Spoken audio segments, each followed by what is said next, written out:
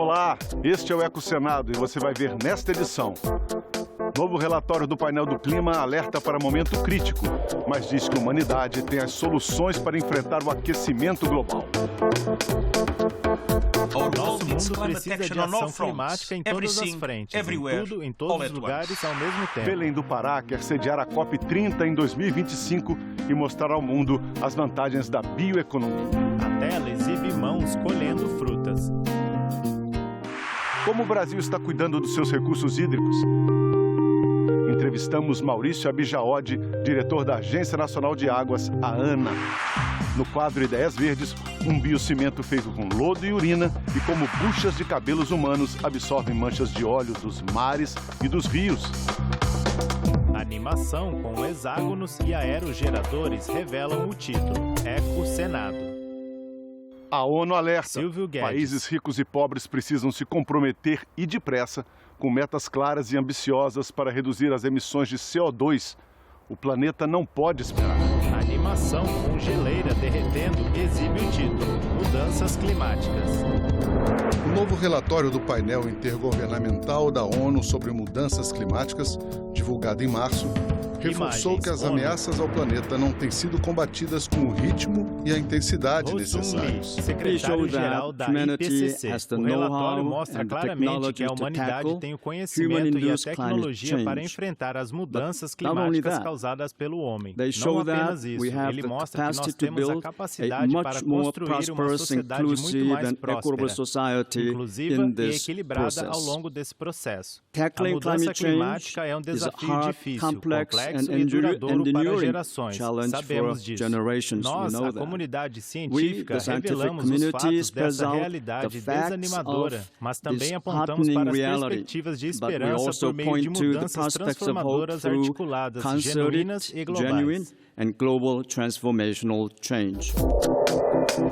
O prazo é curto, dizem os cientistas. Com níveis de gás carbônico na atmosfera nunca antes registrados, o mundo precisa, até 2030, reduzir pela metade as emissões de CO2. A bomba relógio climática está ativa. Mas o relatório do IPCC de hoje é um guia prático para desarmar essa bomba relógio. Um guia de sobrevivência para a humanidade. Como ele mostra, o limite de 1,5 graus Celsius é alcançável, mas será necessário um salto quântico na ação climática. Esse relatório é um apelo para acelerar massivamente esforços climáticos de todos os países e setores e em todos os prazos. Resumindo, nosso mundo precisa de ação climática em todas as frentes, em tudo, em todos os lugares, ao mesmo tempo. Esse foi Antônio Guterres, secretário-geral da ONU. O último relatório como esse saiu em 2014 e serviu de base para o histórico Acordo de Paris. Agora, as evidências são ainda mais contundentes e precisam, segundo os cientistas, orientar as decisões de governos e empresas com vistas à próxima cúpula do clima, a COP28, que será em Dubai, nos Emirados Árabes, em dezembro. Inger Anderson, diretora executiva do Programa ONU Meio Ambiente. O relatório do Grupo de Trabalho 1 nos diz que a mudança climática está aqui agora e se intensificando, e que isso é um fato científico indiscutível. O relatório do Grupo 2 nos diz que a mudança climática é uma ameaça ao bem-estar humano e à saúde do planeta, intrinsecamente ligados. Esse também é um fato científico indiscutível. O relatório do Grupo 3 nos diz que ainda não estamos fazendo o suficiente para reduzir as emissões de gases de efeito estufa, o que nos fará ultrapassar em muito as metas de aquecimento global do Acordo de Paris. Isso também é indiscutível. Por isso, mesmo que a resposta internacional ainda não seja forte ou rápida o suficiente na adaptação ou mitigação, a ciência tem feito sua parte. A ONU conclamou os líderes do mundo a adotarem medidas urgentes para enfrentar a ameaça climática.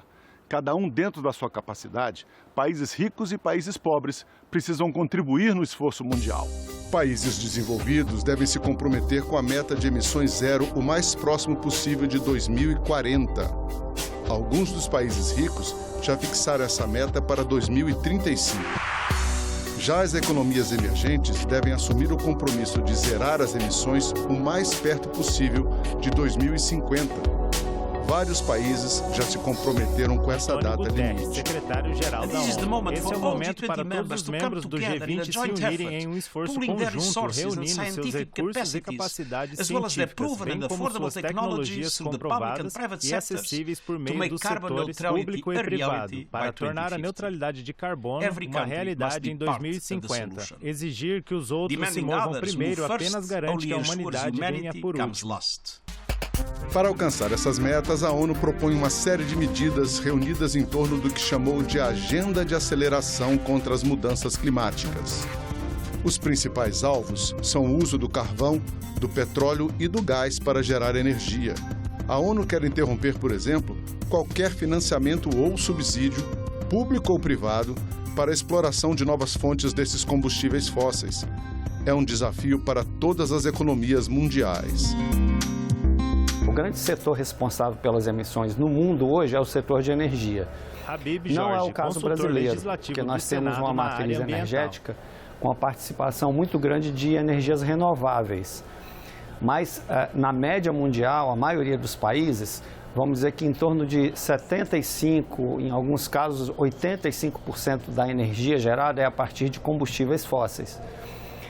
Então, essa é uma questão que o mundo vai ter que enfrentar. Como é que nós vamos produzir energia sem emitir gases de efeito estufa? E isso tem a ver com desenvolvimentos tecnológicos para a substituição. No caso brasileiro, a maior parte das nossas emissões, ela provém do setor da agropecuária e mudança do uso do solo, que tem a ver com desmatamento.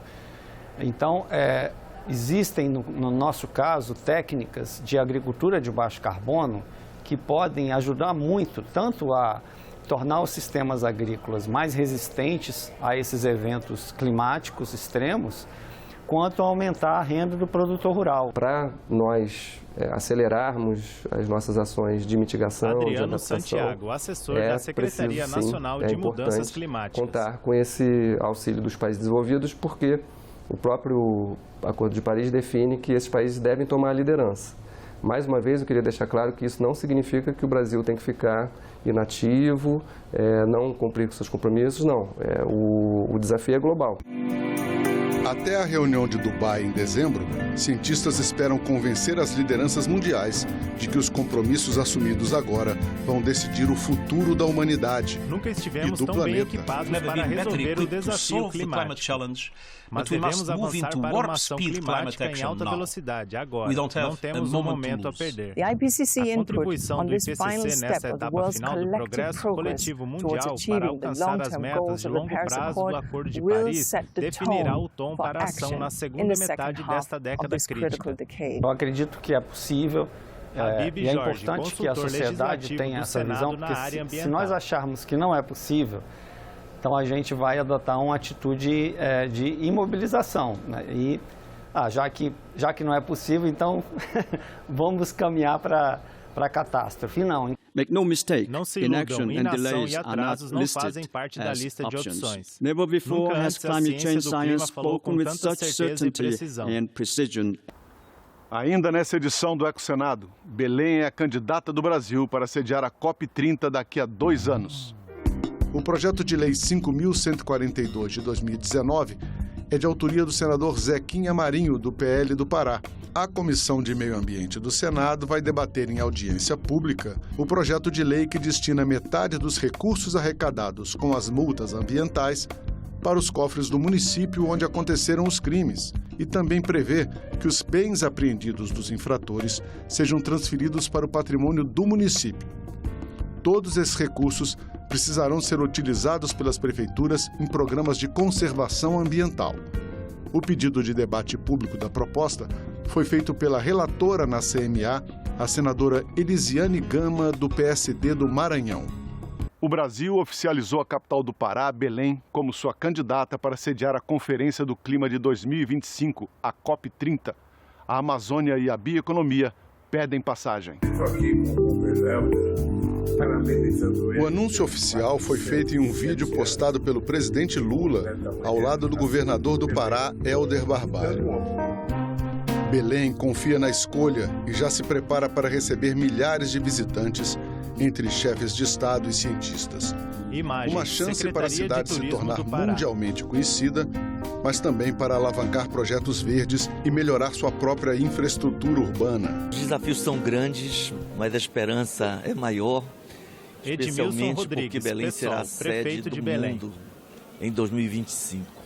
E nós vamos preparar a cidade, o mundo todo, reis, primeiros ministros, presidentes, as maiores empresas do mundo e a sociedade civil do mundo inteiro, todas as línguas, todos os povos estarão representados em Belém. Nós estamos falando aqui de mudanças importantes na infraestrutura, na cultura, na preparação da nossa juventude, do nosso povo, na área dos sistemas turísticos.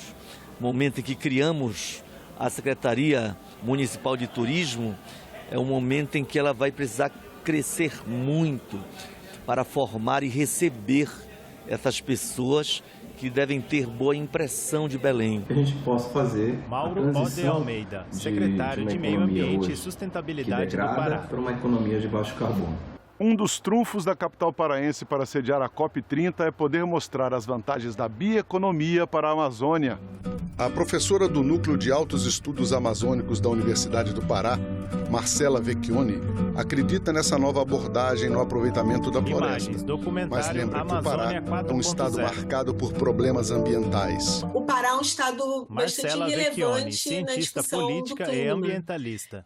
Não só pelas potencialidades e possibilidades que tem apontado de combater a emergência climática e os problemas relacionados a isso, mas também por, infelizmente, ser um estado onde se tem uma das maiores taxas de desmatamento do país, de desmatamento e de degradação. O fato é que o estado tem um papel importante nesses processos de transformação. Né? Então, ter essas discussões acontecendo aqui também é importante para a gente ver aí a posicionalidade, né? O que pode ser apresentado de mudança para lidar com essa realidade. Para as lideranças políticas do Estado, mais do que discutir a floresta e como preservá-la, a COP30 em Belém traria a oportunidade de colocar o povo da Amazônia como protagonista nesse debate mundial. Discutir além da floresta. É fundamental, Wilson, que nós possamos discutir a floresta, mas nós precisamos discutir soluções para as pessoas que moram em nossa região, que se aproximam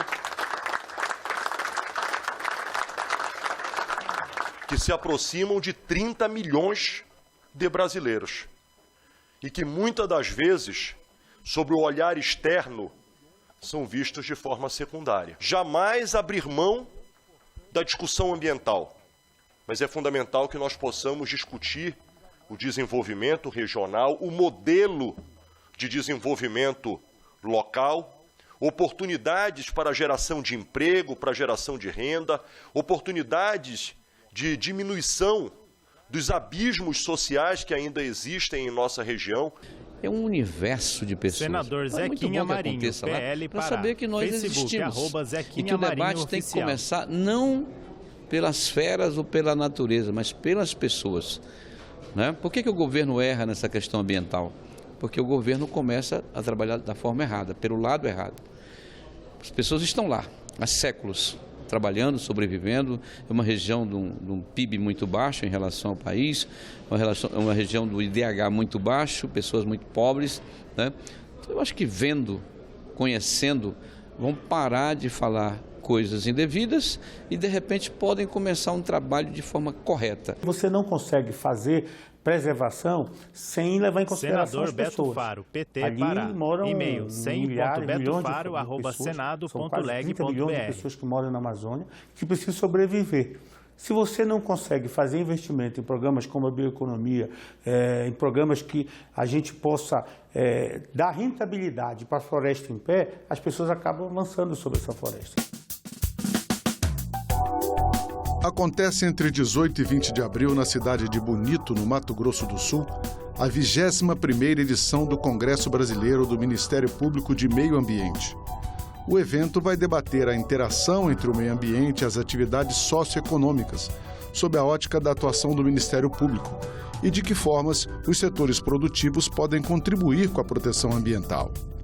São esperados mais de 300 participantes, entre juízes, advogados, representantes do setor produtivo, de organizações não governamentais e das universidades, além de membros do Ministério Público e de outros órgãos ligados à questão ambiental. Para maiores informações e inscrições, acesse congresso.abrampa.org.br. Em fevereiro, os alertas de desmatamento na Amazônia Legal aumentaram 62% em relação ao mesmo mês no ano passado. Dos 9 estados da área, somente o Pará registrou redução no indicador, 6%. Se considerarmos janeiro e fevereiro, a queda paraense foi ainda mais expressiva, 33%. Nenhum município paraense figurou entre os 10 que mais derrubaram floresta. O resultado, importante para um estado que costuma ser o campeão nos alertas de desmatamento, vem após o Pará decretar, por 180 dias, estado de emergência ambiental em 15 municípios. Esses municípios concentram 3/4 dos casos de desmatamento ilegal e incêndios florestais no Pará. Os dados foram coletados pelo sistema DETER, do Instituto Nacional de Pesquisas Espaciais, o INPE, com base em fotografias feitas por satélites. Animação com uma planta nascendo dentro de uma lâmpada. Ideias verdes. O princípio é simples. Você usa shampoo porque seu cabelo é capaz de absorver óleo. A iniciativa Clean Wave aproveita as milhares de toneladas de cabelos humanos e pelos de animais que são cortados todos os anos para fabricar tapetes e rolos capazes de absorver produtos petroquímicos lançados às águas dos rios e oceanos. Um único quilo de cabelo pode absorver de 7 a 8 litros de óleo e hidrocarbonetos. No Brasil, o projeto se chama Filtrar e já realizou eventos mostrando a eficiência da inovação. Cientistas da Universidade Tecnológica de Nanyang, em Singapura, desenvolveram um biocimento a partir de lodo de carboneto industrial e ureia, substância presente na urina dos mamíferos. Bactérias criam uma reação de endurecimento dos ingredientes, gerando uma massa compacta, forte, durável e pouco permeável, além de mais barata. Uma das aplicações do biocimento pode ser o reforço do solo em construções ou escavações, ou para reparar rachaduras. Pensar na preservação dos nossos recursos hídricos, mas também no acesso à água e ao esgoto para toda a população. Missões da Agência Nacional de Águas e Saneamento Básico, a ANA. Olá, nós estamos aqui com o Maurício Abijaldi, diretor da Agência Nacional de Águas e Saneamento Básico, a ANA. Obrigado pela presença, Maurício, tudo bem? Ô Silvio, tudo bem? Prazer estar aqui com vocês. O Senado agradece a sua presença aqui. Vamos começar falando sobre as atribuições da ANA, muita gente talvez não saiba. É uma agência reguladora nesse segmento.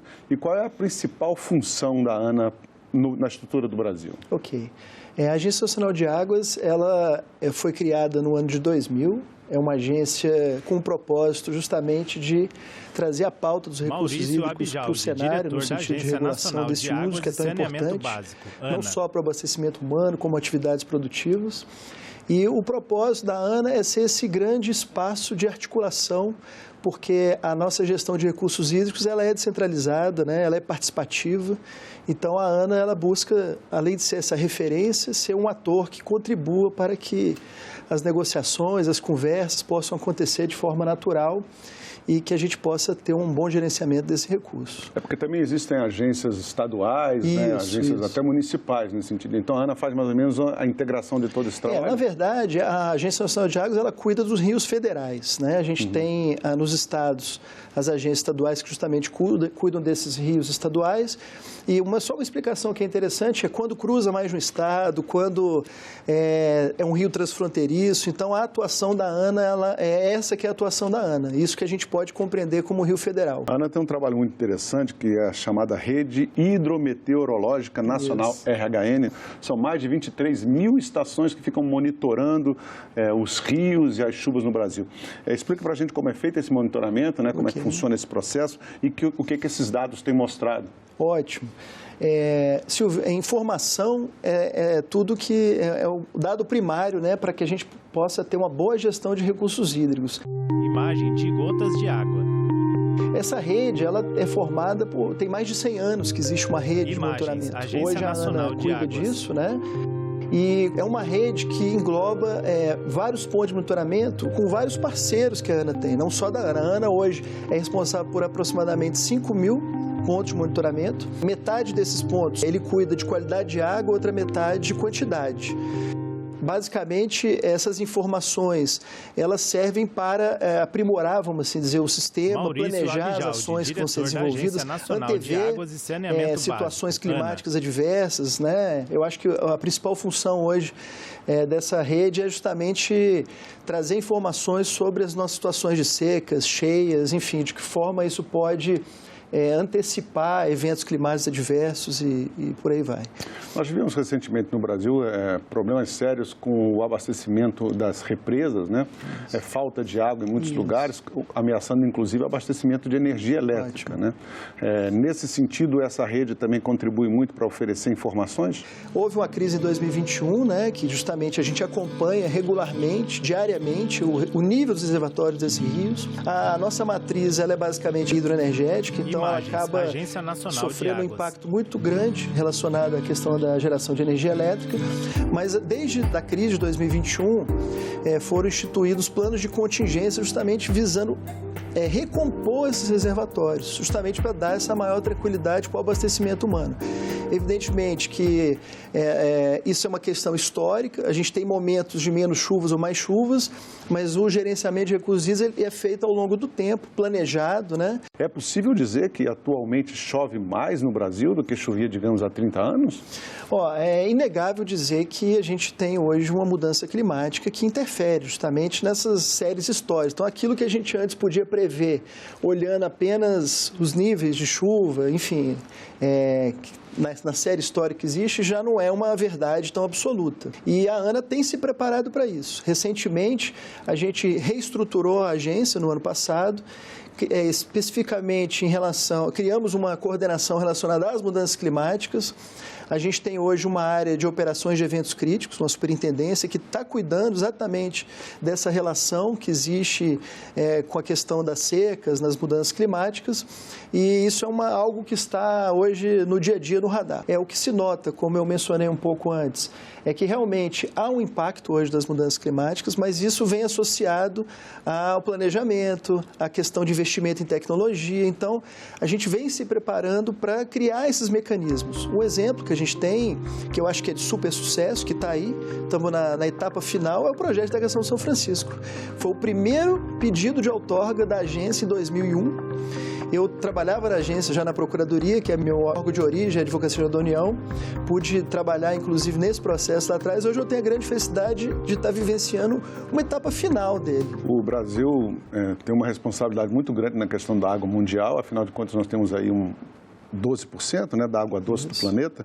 É natural que, nesse sentido, o país exerça um papel preponderante na preservação desse recurso que é preciosíssimo para todos nós, né, para o planeta todo. Qual é o cenário hoje no Brasil desse acesso à água tratada para todo mundo, acesso ao esgoto? Não estamos bem ainda, né, Maurício?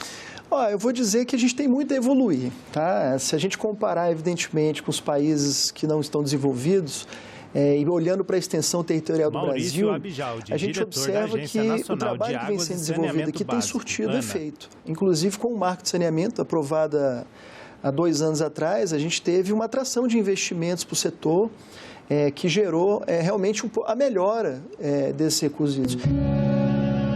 A gente tem uma realidade do Brasil hoje que aproximadamente 33 milhões de pessoas não têm acesso ao sistema de abastecimento. Isso é muita coisa, né?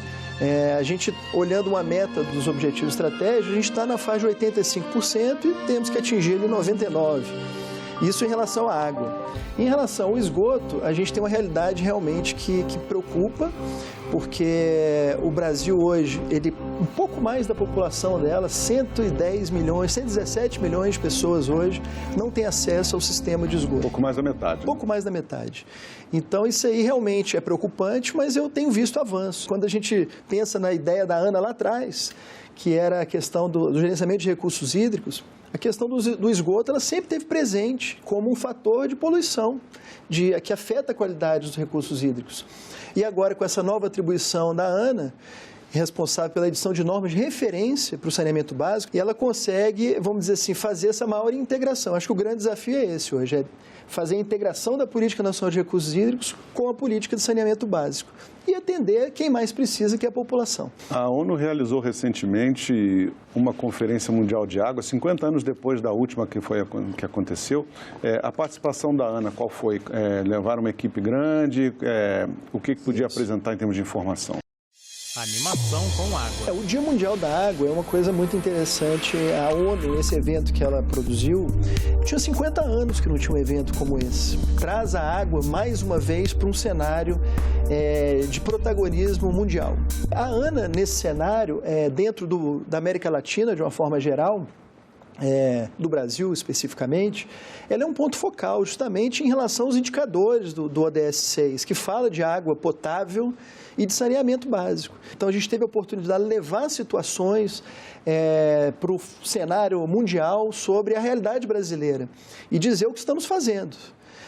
Um exemplo muito interessante, a ANA ela faz parte de redes, né? Uma rede que está na América Latina que cuida, por exemplo, da nossa Amazônia, onde a gente está cuidando das águas transfronteiriças. E ali hoje a gente está discutindo a questão de qualidade de água, a preocupação de contaminação dos nossos mananciais. Maurício, muito obrigado pela sua participação aqui com a gente. Eu agradeço. O Eco Senado acaba por aqui. Obrigado pela companhia. Se você quiser rever ou compartilhar esse programa, é só acessar o nosso site, senado.leg.br/tv. Estamos no YouTube e nas outras redes sociais. Obrigado, um abraço. Os créditos sobem à tela. Enquanto isso, ao fundo, são exibidas imagens do programa.